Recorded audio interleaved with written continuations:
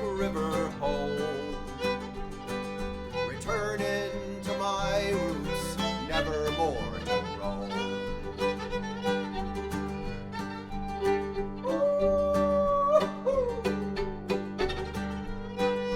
Springfield, Vermont. Bathe me in that black river. Take me home. Hi, everyone, and welcome to episode 4 of Blue Diligence, a monthly show here on SAPA TV from the Springfield Democratic Town Committee. I'm your host, Britton Herring. Thank you so much for tuning in. If you're joining us for the first time, welcome. If you're a repeat customer, thanks for coming back. As always, Blue Diligence is here to help make connections between the citizens of Springfield and Windsor County and our legislators up in Montpelier. Our purpose is to provide insightful legislative updates so Springfield voters have the information they need to make their own choices as citizens of our vibrant community. We're not here to campaign or push an agenda. We believe an informed democracy is a strong democracy. We're also committed to diligently bringing you the things that make our town special, so each month we have a segment we call Springfield Voices, where we highlight the people, places, and events that keep Springfield moving forward. Our first 2 episodes focused on the accomplishments from last year's legislative session with Representatives Alice Emmons and Christy Morris. They helped to clarify some of the many benefits from legislation and policies that will help families in Springfield and all across Vermont. And last month, we were joined by Vermont Senators Becca White and Allison Clarkson, who told us all about their amazing trip together with a delegation to Taiwan from New England. In our Springfield Voices segments, we interviewed members of our newly formed Springfield Conservation Committee and the wonderful staff at the Springfield Transfer Station. And this week, we're going to be spotlighting some of the dedicated people who work at the Springfield Library. And as we mention every episode, we want to hear your questions and opinions regarding our program. We're determined to grow and strengthen the links between our legislators and our community, and we want to know what you think. Now, if you tuned in last month, you had a unique opportunity to hear Windsor County Senators Allison Clarkson and Becca White talk about their trip to Taiwan as delegates from Vermont. We learned how relevant the trip was to their duties as Vermont senators. Senator White marveled at the advances in clean energy she learned about and how we can use Taiwan as a model for tackling climate change. Senator Clarkson, as a member of the Senate Committee on Economic Development, Housing, and General Affairs, was proud of the economic ties between Taiwan and Vermont. You can still view episode 3 of Blue Diligence on SAPA's website. It was a fun show full of lots of interesting information. Our guest today is our 3rd Windsor County Senator, Dick McCormack. Senator McCormack is a longtime advocate for protecting our natural resources in Vermont. He also currently serves on the Senate Committee on Finance and the Senate Committee on Natural Resources and Energy. Join me now as Senator McCormack and I discuss some of the critical issues that are being tackled by him and his colleagues. Senator McCormack, thank you so much for joining us today. My I know pleasure. You're already in session, so we really appreciate you taking the time to come and meet with us. Thank you for having me. You bet. So let's jump right on in. Now, one of the main committees that you're on is the Natural Resources and Energy Committee. And you received testimony a couple of weeks ago relating to the Global Warming Solutions Act. Now, according to this act, if Vermont doesn't meet its emissions benchmark for 2025, there is a legal responsibility to initiate rulemaking to put us back on course. Now, obviously this is a complex issue because I'm reading it right off of the card here. Right. I wonder if you might be able to help our viewers understand this a little bit better. Yeah, I will answer the question as asked, but I want to just do a little background first, Please, which is, and I'm not the first person to say this, anyone listening has heard this many times, but we need to always remind ourselves, global warming is the overarching existential issue of our time, and nothing really matters if we don't take care of that. And we are now no longer talking about global warming in the future tense. For many years, we talked about if we don't do something about global warming in the future, X, Y, Z will happen. We're now in the present tense. It's here. This last summer was the hottest on record. And we are at the point, for years, people have been saying, thoughtful people have been saying, we're approaching a tipping point. We're approaching a crisis where we're going to go off the top of the cliff. We have, to a great extent, passed the tipping point, because we are now at that point where global warming itself causes more global warming. As Arctic ice melts, we lose the reflection of white ice, which radiates back into space, and instead we have a darker ocean water, which absorbs radiation. The carbon from a forest fire causes global warming. Global warming causes the forest fires, or makes them worse. Often there you get fires happen for the reasons they've been happening for millions of years, but now they're worse fires because of global warming. But now the fires also cause more global warming. Global warming denial is really no longer a serious position to take. It's a crackpot position. Has been for years, but now it's recognized as a crackpot position. But what we do still have is denial light, which is, yes, it's a problem, but, and then this won't work because it's too expensive. This won't work because it's too inconvenient. This won't work because people don't want little cars. They want to drive big gas guzzling trucks. That's what they want. So therefore we can't do this. We'll get, and that denial light is really the big thing that we're up against now.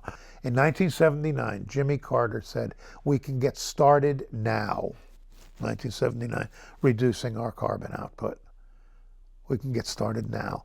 And we can do it gradually and conveniently, and it won't be too upsetting.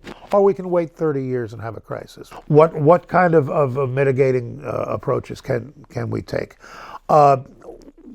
In many ways, the legislature has gotten a little bit ahead of itself already on that.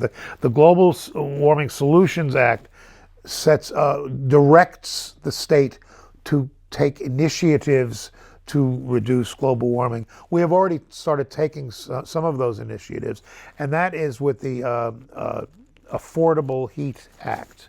So that requires that if you're in the business of selling carbon, no one is saying I'm selling carbon, you're selling heating fuel, you're selling gasoline. So if you're selling carbon spreading products, that you have to start as well selling people or expediting your customers getting off carbon and going to greener technologies.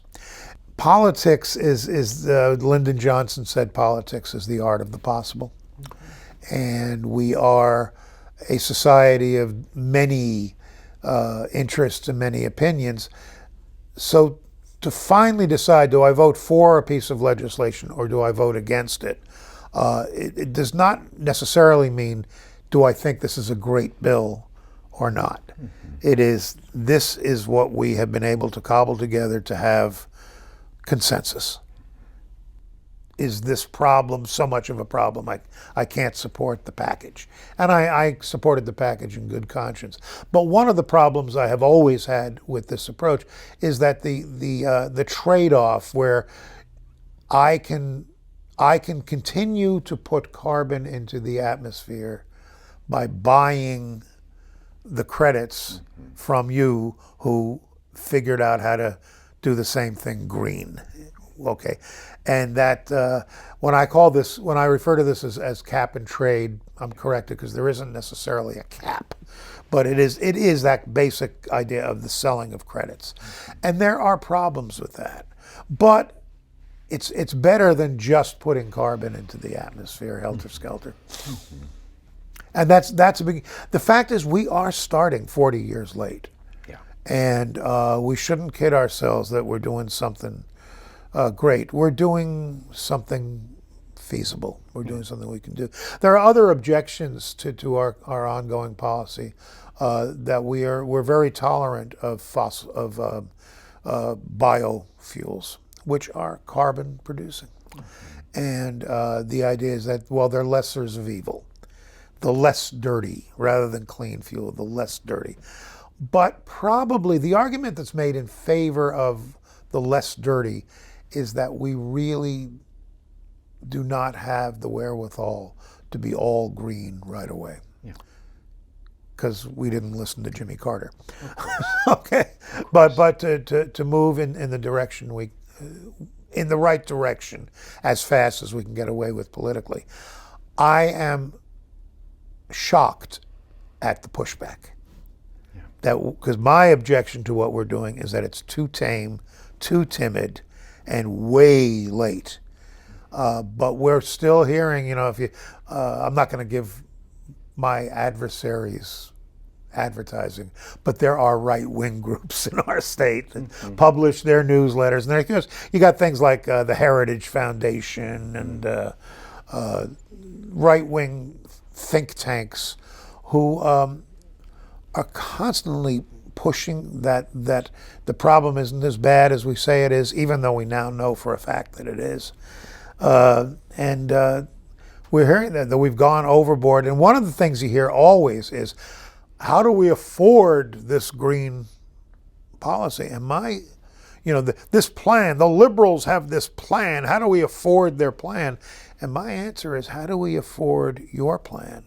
There's, carbon's not that big a problem. How do we afford your? And often my conservative friends will say, well, I don't have a plan. And my answer is, no plan is a plan. And the plan is to do nothing and let things continue as they are. And boy, if you think the Affordable Heat Act is going to be expensive, first of all, it's not. It's going to save money. Green energy is cheaper than dirty energy. It is expensive to get into, and that's what we're trying to address, is to expedite getting into it. But even if it were more expensive, you think that's bad. Global warming is expensive. It's shocking. I read recently that, the fossil fuel industry is pouring literally billions of dollars into advertising to try to undercut environmental policy. Like you said, saying that, well, it's bad, but it's not that bad. And also creating this idea that there's a false middle, that somehow you can't have an environmental policy that helps to provide a viable future to our children, like my 3-year-old. Yeah. It's one of the reasons that this is such a huge issue for myself, and I know a lot of parents with young children, but that we can't have a good environmental policy and good economics as well. So they terrify people with this idea that, oh, your jobs are going to go away, your quality of life is going to go away if we have these things, and yet how are we going to survive it otherwise? Look at the damage of the floods from this summer in Vermont to infrastructure and that is expensive. Yeah. People often think of compromise as meeting in the middle, splitting the difference, but there are other ways of compromise, which is try to have it both ways. So speaking of environmental policy, Act 250, it seems like always comes under the same kind of fire as any other environmental policy. And in fact, I think it was one of the things that our governor spoke about in his State of the State address. Yeah. And first, I want to give credit where it is due. Act 250 is Republican legislation. And I'm a Democrat, but I give credit where it's due. There was a bunch of Republicans, Art Gibb in the Senate, Dean Davis as governor, and many others. And from the moment it was passed, there was a backlash against it. And what it was, there was an ideological backlash, which was there are some people. There was an organization at one time called Citizens for Property Rights, and there is this notion that the right to private property means the right to do anything you want, no matter what its impact is on your community. And that is an extreme ideology, but in softer versions, that's always there.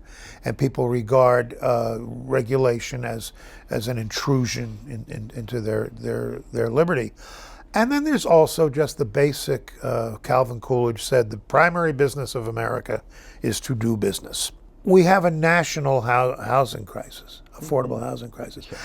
I disagree that it's caused by Act 250 because we have 49 sister states that don't have Act 250, and yet they have an affordable housing crisis. I praise my colleagues who are working on affordable housing, and I voted for last year's affordable housing bill, even though it had elements I deplore. Again, you work towards a consensus. It's a cooperative and compromise process.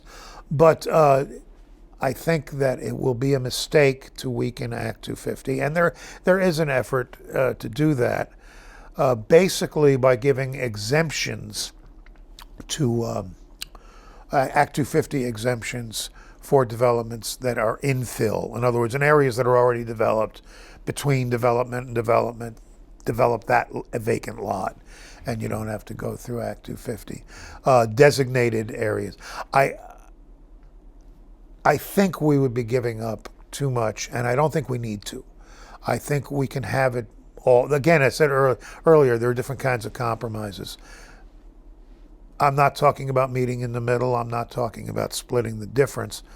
To me, the good compromise is win-win. We should have a faster, cheaper, easier Act 250 rather than Act 250 exemptions. And what I propose, and I think I'm not going to get what I'm proposing. I think I've been at this long enough, I can smell the wind, okay? And I know where the legislature's going with this. It won't be the end of the world. I think it'll be a decline, but it won't be the end of the world. What I would rather do than have Act 250 exemptions is have it possible for a municipality itself to obtain an Act 250 permit for the downtown area. Right. An umbrella permit or a master permit, as it's called. And then any particular development would not have to get an Act 250 permit, they'd have to get an amendment. Yeah. And we're already doing that. We've been doing it for years with industrial parks. And the Act 250 permit for an industrial park addresses all the criteria that can be addressed. And then anything particular to a particular development in that industrial park that is not addressed in the existing permit, that's what the amendment is about. Fantastic. Oh, I think so. Yeah. But so we'll see. If I've learned anything in over 30 years in the Senate, it's that the worst case outcome is never quite as bad as you're afraid it's going to be. Well, once again, Senator, thank you so much for joining us today on Blue Diligence. There's nothing more important to this state than our environmental policy right now, and you are one of the greatest proponents for it. Thanks again. Thank you for the thanks. I don't always get thanked for that. Up next, Springfield Voices, where we take time to highlight the people and events that shape our unique town. Today, we're going to visit the Springfield Library and talk to some of the folks who make the library such a special place to visit. Now, I will pass it on to Steve Matush at the Town Library. Hello everybody, I'm Steve Matush, representing the Springfield Voices from our Blue Diligence TV programming. We're here at the Springfield Town Library today, interviewing three of the very important workers at the Springfield Town Library. I'd like to say that Springfield Town Library was founded in 1871. And know that it's free access to Springfield residents. And I understand there are over 50,000 different books and materials that the public is able to borrow here. And Sue Dowdell, our library director, mentioned to me that around 20,000 people visit the Springfield Town Library every year. And with us first, we have Tracy Obremski, who's the technical sources librarian here at the library. And so we'll start with Tracy. Why don't you tell us a little bit about how long you've been here? Hi. I actually started at the very lowest entry-level position, maybe 28 years ago. I did that, what they called a page at the time. We call them a materials handler now. I did that for a year, and then I worked as a sub until there was a clerk position open. I did that for 21 years under Joe Coleman, who was our technical services librarian at the time. She's earning a well-deserved retirement. I imagine. So when the position came open, I applied and Sue offered it to me. So that's what I've been doing for the last 2.5 years. Can you tell us a little bit about your job? I do. It's technical services librarian. It really is acquisitions, which is I'm responsible for ordering all of the new fiction, audio books, DVDs. Sue Dowdell takes care of the nonfiction. Tammy Gould, who's our circulation supervisor, takes care of large print. And Jenny Clary, who's our youth services librarian, deals with all the youth stuff. I do all the cataloging except for the large print that comes in. And once I catalog it, I give it to my clerks. I have 2 terrific clerks who I wouldn't be able to do my job without them. Great. Tell us a little bit about your connecting with the public. I love connecting with the public. Even back when I was just a clerk, everybody has a different story. Everybody has a different need. It's great to hear the different stories and be able to help people when they need it.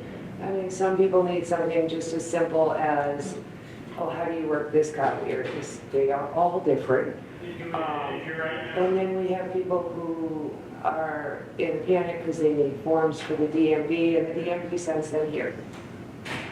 So it's nice to be able to provide that assistance. What's your favorite part of this job? My favorite part is books. I'm a book nerd. I have stacks and stacks at home. I lose myself in the reviews of upcoming books. I usually am about 6 months in the future as to what I'm going to be ordering. I'm always happy to take requests.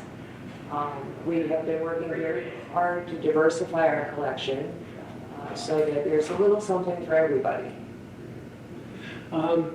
There are quite a few particularly cool places in this library. Would you like to give us a little tour? Sure. Tell us a little bit more about the programs? Absolutely. Okay, Tracy, why don't you give us a little tour? Okay, this is one of our newest areas. We created a separate and new YA area upstairs. And this is what we call our library of things. These are things that you might only need once or twice in your lifetime, and you don't want to have to spend the money to go and get it. So we say don't buy it, borrow it. We have a kilowatt meter, we have a Blu-ray player you can check out, a projector and screen if you're going to have a family event. We have outdoor games for the summer. And as you can see behind us, this is one of our most popular is we have tons and tons of puzzles. Most of them are donated, and then we have volunteers who count all the pieces. And then, because they're all donated, if somebody comes back and says, well, geez, I lost a piece, it's really not a big deal. But they are very, very popular, and we have one in the building ongoing at all times as well. It's very helpful. But these are our snowshoes. Up until this fall, we had 18 pairs, and a patron very nicely donated us 2 more pairs. So we have 20 pairs available for checkout. They go out for a week. And again, if it's something, they're pretty pricey, so if it's something you're not sure you're going to enjoy, this is the way to go. Just check them out for a week, trudge around in them, You know, this way you either like them, you're welcome to check them out again, or you can purchase your own. Great. Tracy Obremski, everybody. Thank you so much. Appreciate your time. You too. You have Gail Burr, who's the materials handler at the library. And so with that, I would like to ask you a little bit about your job, how long you've been here. Yeah, so I moved to Springfield in 2022 around May, and then by June or July I started working here, which was just a great gift from the town, because this really does feel like the heart of the town. It's a great way to get to know your community. Nice, nice. Want to tell us a little bit about your job? Yeah, so I've just started doing a little bit more of materials handling, which is specifically putting books away, so that requires really knowing the stacks. And that's what we call all these rows of books and such. And so I'll put things away in the right order. We do Dewey Decimal System here, unless we're doing something slightly different in the kids' room or with biographies. And different libraries will do different things with that. But other than that, I work down at the circulation desk, so you'll see me at the second desk down, kind of near the stairway.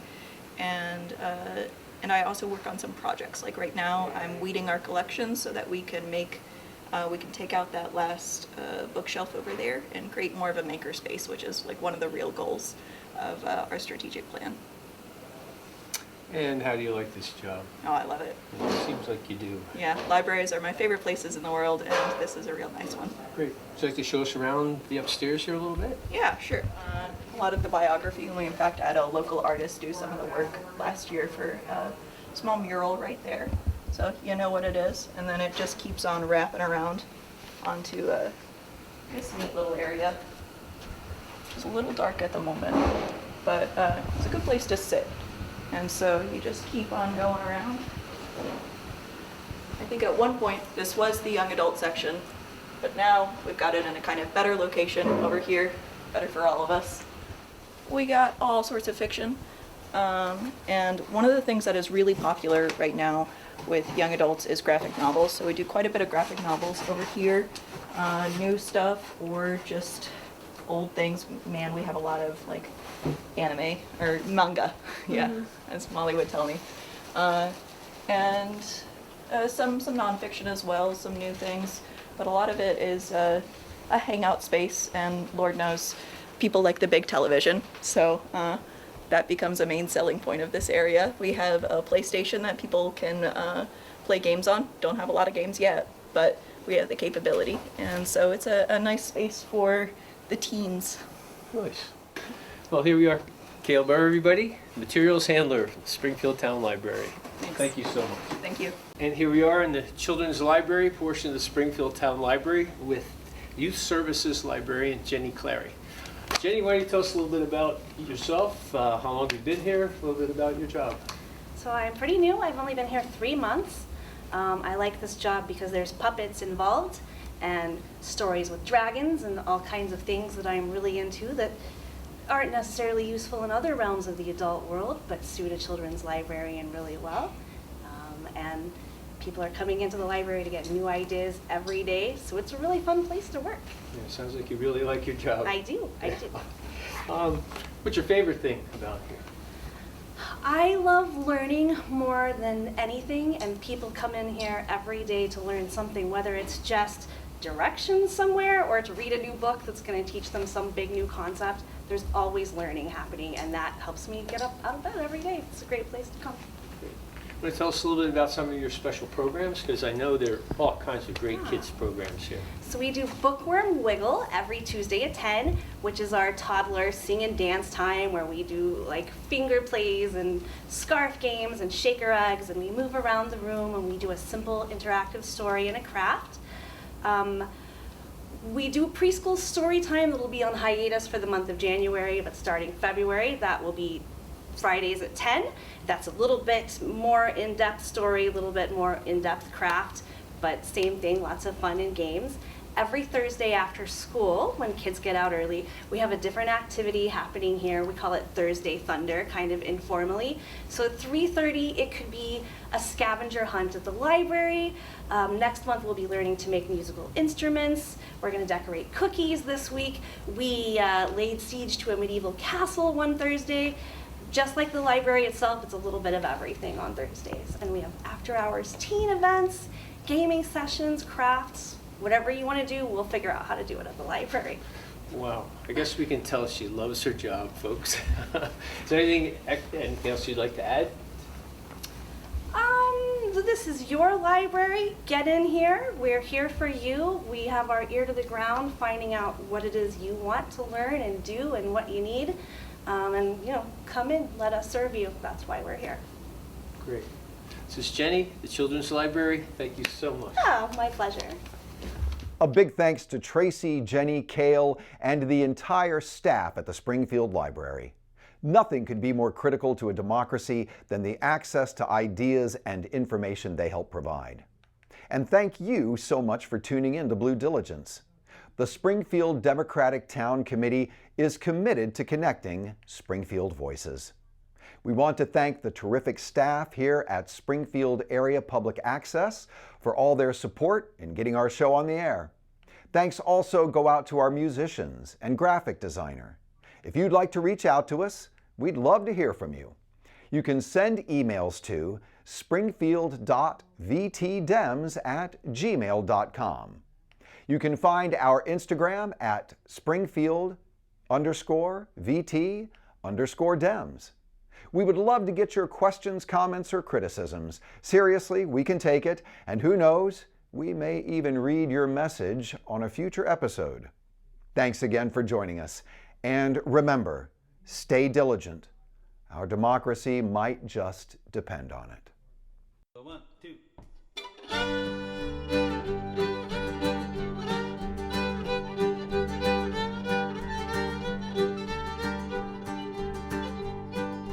Down by the banks of my black river home,